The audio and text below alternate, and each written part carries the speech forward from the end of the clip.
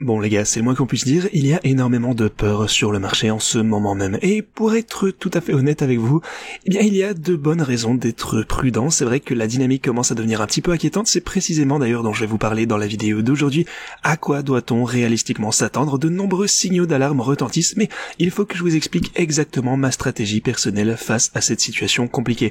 Que se passera-t-il si la tendance baissière se poursuit? Je vais vous détailler ma stratégie dans tous les scénarios. Je vais également aborder les raisons de cette peur énorme actuellement et comment les plus gros investisseurs, les whales, les manipulateurs du marché tentent de vous évincer des gains à venir. Bref, j'ai beaucoup de choses à vous dire aujourd'hui, alors restez avec nous du début jusqu'à la fin pour ces infos. Bienvenue à tous, je m'appelle Maxime et je vous apporte chaque jour des nouvelles vidéos en français sur la crypto. Si vous êtes nouveau sur cette chaîne, alors soyez sûr de vous abonner et d'activer la cloche dès maintenant. Ok, ceci étant dit, allons comme toujours droit au but. Alors, en réalité, ce que vous pouvez constater, c'est que on a malheureusement perdu la ligne orange des 99 937 il y a quelques jours. C'était un support extrêmement important et on a observé une forte rechute avec une chandelle rouge tout droit jusqu'au prochain niveau de support des 95 000 $. Donc ça, maintenant, c'est le point crucial à surveiller parce que si vous dézoomez, si on prend un petit peu de recul, on constate que la tendance baissière n'est pas encore finie. C'est toujours en train de se poursuivre. Comme je vous le disais, la tendance du marché est toujours extrêmement claire. Tant qu'on n'aura pas dépassé ceci, tant qu'on n'aura pas brisé cette structure, il est probable qu'on continue à baisser même à partir d'ici, malheureusement. Alors, pourquoi est-ce que ça ne me fait pas peur? Pourquoi est-ce que je ne panique pas? Pourquoi est-ce que ça ne m'inquiète pas tellement? Eh bien, c'était tout de même quelque chose auquel je m'étais préparé, parce que je pense que le sommet sera atteint quelque part en 2026. Pour moi, ceci n'est pas le début d'un bear market, j'en suis toujours convaincu. On a donc plus d'une année avant un éventuel nouveau pic pour le marché. Alors, ça pourrait se produire à un moment donné en 2026, ça a toujours été, eh bien, ma supposition, mais c'est difficile de savoir exactement quand. C'était ma théorie, ça a toujours été ce que je pense, c'est ce que je pense que le marché va faire, et ça fait voire plus d'un an, je pense, que je vous répète la même chose sur cette chaîne tous les jours. Alors, par conséquent, eh bien, je dois bien entendu me préparer à d'éventuels pullbacks, des replis, des rechutes comme ceci. Donc, actuellement, on est en train d'évoluer à la baisse au sein de ce canal. Alors, tant qu'on ne va pas franchir ce canal à la hausse, tant qu'on ne brise pas cette structure, eh bien, on continuera à chuter au sein de ce canal. Donc, ça nous indique qu'on pourrait connaître potentiellement une nouvelle baisse prochainement, au plus court terme, je devrais dire, mais je reste convaincu qu'on atteindra un nouveau sommet d'ici l'année prochaine. Alors, jusqu'où le cours pourrait-il raisonnablement descendre si on continue comme ceci? Eh bien, si vous regardez le prochain niveau de support, ce que vous pouvez constater, c'est que, oui, bon, je dirais 82 000 $, ce serait le prochain point de support majeur. Alors, bien entendu, vous avez quelques autres supports ici aux alentours de, attendez, laissez-moi voir, on a, ouais, peut-être un swing high ici, ou plutôt, on va dire une précédente phase de consolidation, quelque chose comme ceci. Donc, vous avez également ce niveau 88 200 $. Vous savez quoi, je vais laisser ça comme ceci.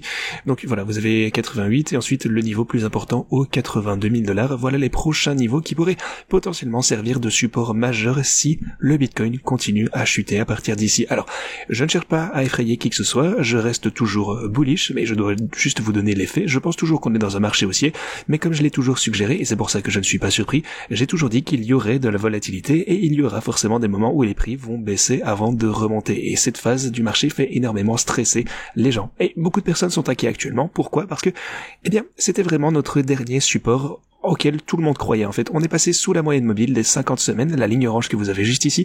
Donc, on est en dessous actuellement. Cette chandelle hebdomadaire va d'ailleurs clôturer aujourd'hui. Alors, si on clôture comme ceci, eh bien, on aura clairement clôturé une chandelle en dessous de ce niveau. Et ça, pour être honnête, c'est un mauvais signe, parce que la dernière fois qu'on a clôturé en dessous de ce niveau, eh bien, c'était le début d'un bear market. Généralement, lorsque ce niveau est atteint, eh bien, vous pouvez voir qu'on l'a atteint à plusieurs reprises ici, et généralement, en tout cas, lorsqu'on est dans un marché haussier, on a un rebond à partir de ceci, donc on verra bien. Mais comme vous le savez, eh bien, je vous ai dit il y a quelques jours déjà que les manipulateurs, les plus gros investisseurs, les whales, vont essayer de nous faire chuter en dessous de ce point, clôturer en dessous de ceci pour faire peur aux gens, et ensuite, ils pourraient encore faire remonter les prix une fois qu'ils ont pu ramasser les bags de tout le monde, parce que ils savent que beaucoup de personnes vont surveiller cette moyenne mobile, surtout si on clôture en dessous, donc c'est un point important à garder en tête. Même chose pour la moyenne mobile, eh bien, de 365 jours, donc la moyenne mobile annuelle, on a rebondi généralement très fortement dessus dans un marché haussier. Actuellement, on est une fois encore très clairement en dessous, on a plusieurs chandelles qui ont clôturé en dessous. Encore une fois, c'est la même chose ici. Les whales savent que beaucoup de traders scrutent ces données, ces moyennes mobiles. Ils savent que ce sera donc un signal pour beaucoup d'entre eux qui, indiquerait qu'on est dans un bear market et qui suggérait donc de vendre. Donc méfiez-vous des manipulations du marché. Pour ma part, comme je vous le disais, je pense toujours qu'on est dans un marché haussier. Effectivement, on est toujours dans une tendance baissière, qui est très décourageante au court terme, mais on va peut-être très probablement, au minimum revenir tester le précédent creux ici des 93 000 $. Mais le prochain niveau important, eh bien, ce sera les 88 000 $. Donc, encore une fois, affaire à suivre. Si les bears tentent vraiment de nous faire descendre en dessous de ce point, eh bien, pas de problème, c'est simplement une meilleure opportunité d'achat pour moi. En fait, mes stratégies de trading, de toute façon, consistent à acheter à la baisse. Donc, c'est ce que je fais personnellement ici et on verra bien. Encore une fois, seul le temps nous le dira, mais voilà, je pense toujours qu'on risque d'atteindre un nouveau sommet et voir la fin de ce marché en 2026. On verra bien si j'aurai raison ou pas. Comme vous le savez, c'est jamais un conseil financier, mais voilà, c'est juste mon hypothèse, c'est mon scénario de base. Encore une fois, j'ai un plan et je m'y tiens. Je ne vois aucune raison donc de clôturer mes positions pour le moment.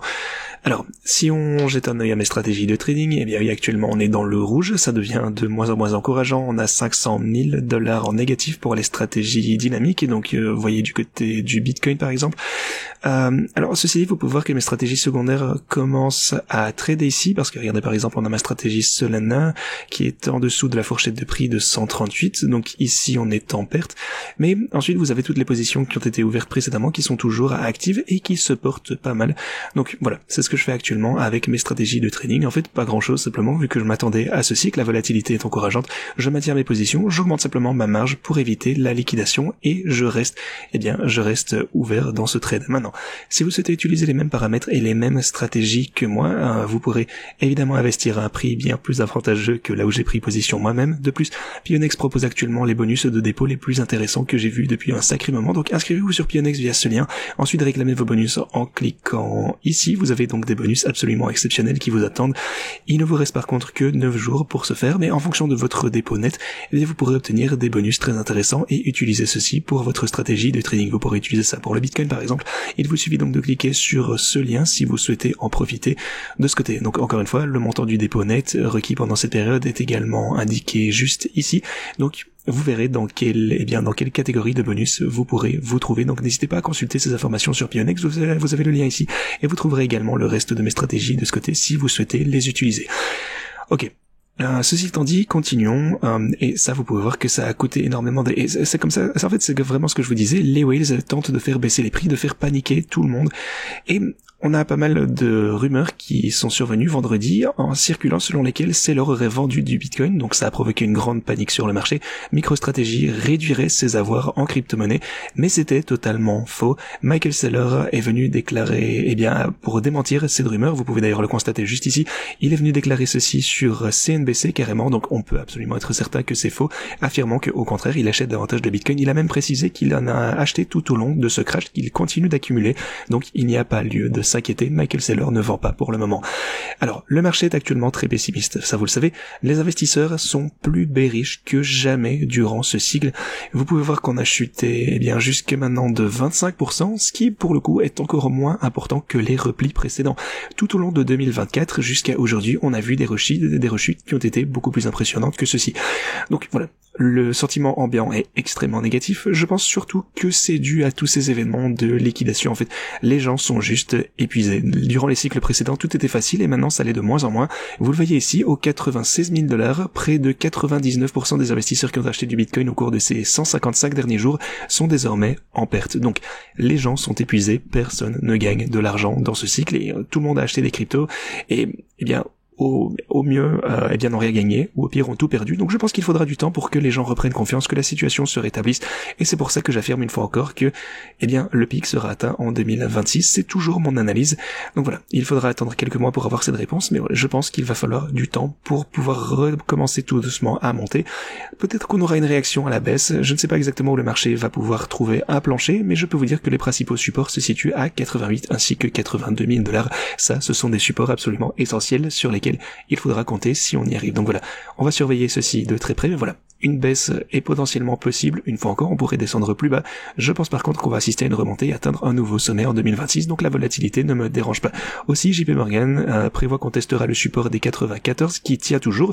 Donc pour le moment, ils ont raison, leur prédiction a été faite bien entendu avant cette rechute, et ils déclarent qu'ensuite on devrait atteindre les 160 000 $, encore une fois selon JP Morgan. Voilà, ceci étant dit, c'est ce que j'avais pour vous aujourd'hui. Merci beaucoup d'avoir regardé cette vidéo et moi je vous dis à la prochaine.